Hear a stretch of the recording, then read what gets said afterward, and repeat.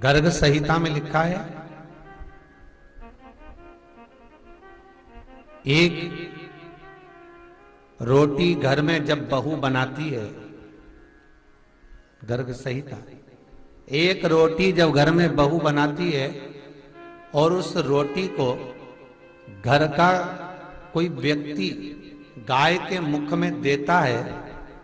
या 1 रुपया, चवन्नी, अठन्नी, 5 रुपया, 10 रुपया, जो भी आप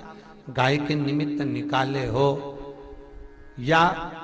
कहीं जाकर तुमने गौदान किया है, तो उसका विधान गर्ग संहिता कहती है कि एक रोटी जब आप गाय के मुख में दे रहे हो,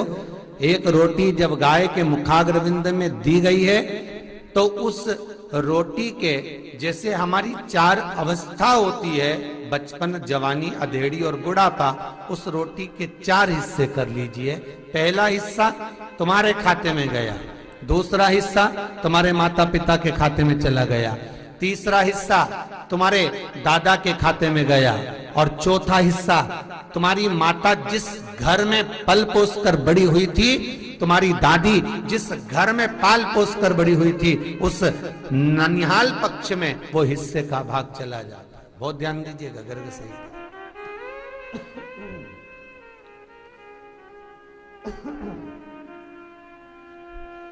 गर्ग संहिता।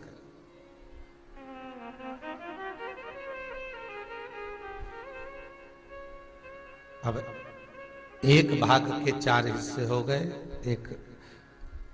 तुम्हारे हिस्से में आ गया, एक तुम्हारे माता पिता के हिस्से में आ गया।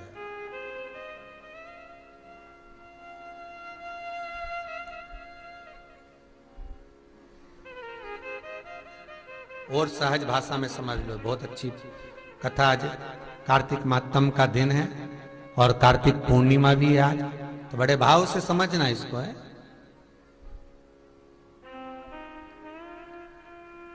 धेनु मानस कहती है,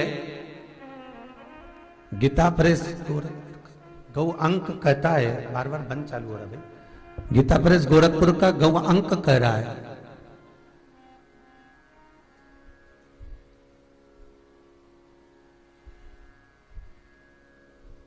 क्यों कहा जाता है कि गौ माता के शरीर पर हाथ फेरा जाए, गौ माता के श्री विग्रह पर, उनके शरीर पर हाथ लगाया जाए, फेरा जाए। तो आज के लोगों ने एक कह दिया कि भाग्य बदलता है, भाग्य की रेखा बदलती है। व्यक्ति का जो भाग्य है, बेकार कर्म है, तो वो अच्छा कर्म होने लगता है। कोई राहु केतु शनि आदि जो ग्रह तकलीफ दे रहे हैं, वो ग्रह उससे मुक्त होते। पर यदि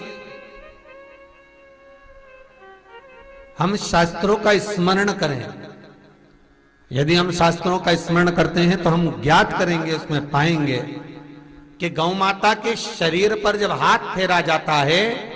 गौ माता के शरीर को जब मला जाता है,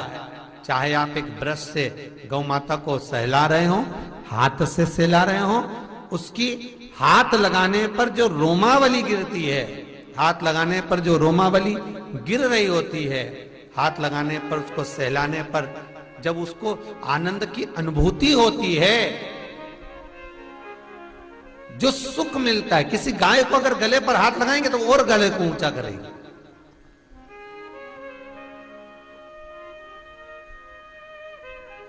उसके पीठ को सहलाएंगे तो वो और नजदीक में आकर खड़ी हो जाएगी, और नजदीक। महाराज क्यों,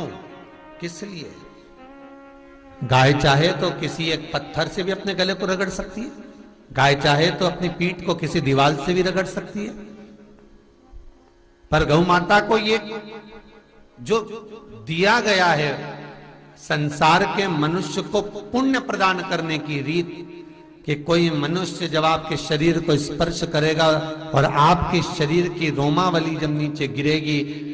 जब रोमावली भूमि पर पड़ेगी और पड़ेगी, तो इसके कुल में, इसके ननिहाल पक्ष में, इसके ससुराल पक्ष में जितने भी इसके कुल में जीव होंगे, जो अधोगति आदि में मरे होंगे, समाप्त हुए होंगे, उन जीवों का कल्याण, नरक से मुक्ति केवल ये रोमावली के कण ही प्रदान कर देंगे। मात्र सहलाने पर गौ माता के शरीर का स्पर्श,